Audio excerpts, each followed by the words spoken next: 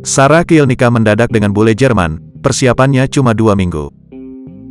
Sarah Kiel membeberkan alasannya nikah mendadak dengan bule asal Jerman. Pernikahan selebgram Sarah Kiel dan Kylian Potter diadakan pada Sabtu, tanggal 27 Januari tahun 2024 di Hotel JW Marriott, Jakarta.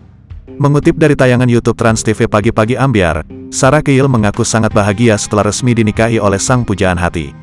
Sempat menjadi sorotan karena pernikahannya yang terkesan mendadak, Sarah Kiel pun mencoba memberikan klarifikasi. Sebenarnya kenapa terkesan mendadak? Sebenarnya nggak mendadak banget sih, maksud aku kalau misalkan udah serius kenapa harus lama-lama, biar cepet halal, ucap Sarah Kiel.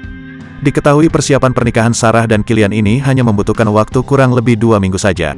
Sarah juga menyebutkan bahwa fitting baju pernikahannya pun dilakukan sangat mepet dengan hari pernikahan, yaitu pada H3 pernikahan.